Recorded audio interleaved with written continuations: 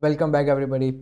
So, in this 11th lecture of Python for oil and gas series, we'll be seeing different methods and functions which are present there for the string data type. And I hope you're doing the assignments. Keep doing the assignments, they will definitely boost your confidence and will help you better understanding the concepts which we are going to introduce in the next videos. So, without any further delay, let's get started with the video.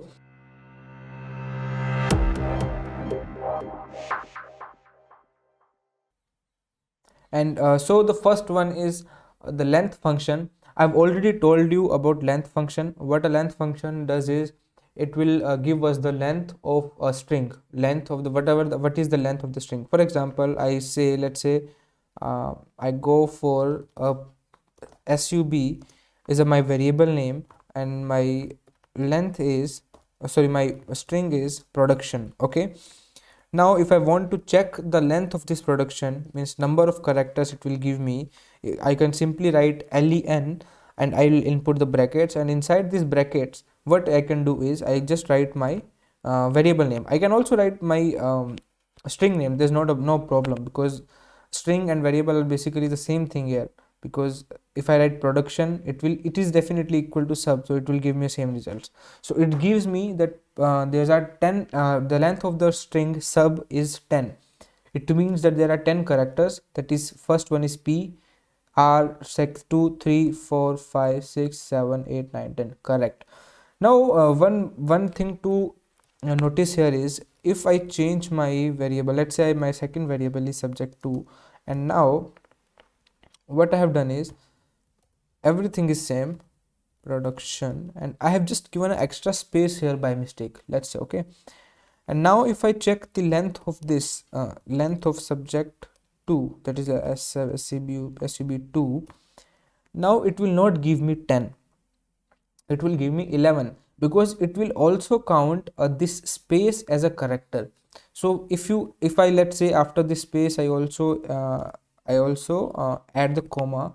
Now if I run this code, now there will be 12 characters. So not only alphabets are the characters, these space or the special characters or any numericals or anything inside the apostrophe, this double apostrophe, will be considered as a character, and hence the length will change accordingly. Now let's discuss about a lower method. First of all, let me tell you like, you might be getting confused. I'm sometimes using the word method, sometimes I'm using the word function. What is there any difference between them? Yes, there is a difference, but as of now what we can do is just simply understand that both methods and functions perform some kind of functionality for us. We need something, we'll go to methods and functions and ask them to do me a favor, do me this kind of work. So those functions will be done by the method and the function. There is a key difference based on the concept of class and its object, but it will get too high level for now. So just in the coming videos towards the end of this course, I'll be explaining you what are the classes and objects, and what is the difference between the method and function. Okay, so now coming on to the lower method, one thing to notice here is that the syntax, how to write a syntax of a method is that how we can use method. You can just write variable name or the string name, and after that you just apply a dot, and here you write the method name and then the parenthesis. So let's say I want to lower method. So what lower method do is, suppose I have a variable name petroleum,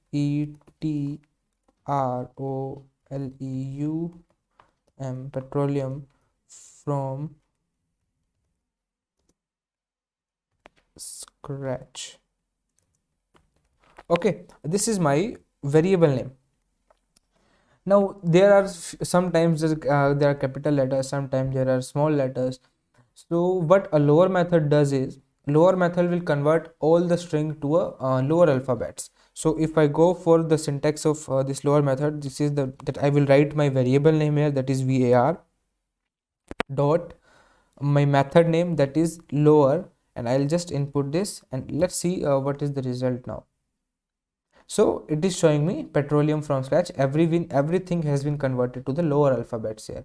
One more thing to notice here is that now if I print my variable name var, it will give me the same results, means it will give me the original result. So this is what it is doing, is it is not converting my original what we say, it is not converting my original variable is still as it is just giving me result as expected in this cell only.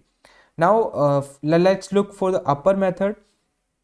What upper method will do, definitely you might have gotten the idea that it will just convert all to the caps lock letters, so all the alphabets will be converted into capital alphabets. So if I do var dot upper and parenthesis, it will give me everything has been converted into capitals. Now there is a title method. You know how we write a title is that every first letter of word of the title is caps lock on, that is a bigger letter. Everything apart from those first letter is in small letters, that caps lock is off. So if I go for var dot title and do for this, see, now my P, F and S are only the capital letters. It was as not as in the case in the original variable name, it has capitalized this F and it has capitalized this S as well. And everything apart from these PFS, everything is in small letters. So this is how we can go for title method. Now there's a count method. Count method is used to count a character, a single, how many times a single character is appearing in that string. So for example, let's say var dot count. Now in this count I'll have to write the character which I want to count. Okay, so in single apostrophe, or you can also go for double apostrophes, I write, let's say I go for r, small r. It will give me how many times small r is there. Okay, so small r is a single time, this r is a single time only. Here Petroleum from scratch, here only r is there. Now if I go for var dot count, now let's say if I want to calculate the capital R, how many times the capital R is there, so it will give me 2. So again I am just giving you this specific example because there is a difference between small r and capital R in Python, because it is a case sensitive language. Okay, so you must now, if I go for var dot count and if I go to calculate m, it will give me that small m is 1 time. So this is how we can go for a count method. Now there's another method, split method, but I have already shown you the split method in the videos of input function, so I'm not repeating it here again. Okay, so I have another assignment here. It's a little big assignment, but it is very easy. What you have to do is ask computer for 2 inputs in a single line. Okay, so you have to ask 2 questions in a single line, means both the inputs will be asked in a single line. The first input which will give any number, any random number in words, and the second input will be the same number in numeric. So let's say I am giving the number 24, so my first input will be 24, that is 24, and the second input will be in numerics, that is the first input will be 24 TWENTY and the second input will be 24, that is 24. Okay, so now what you have to do is both the inputs is to be separated by character comma.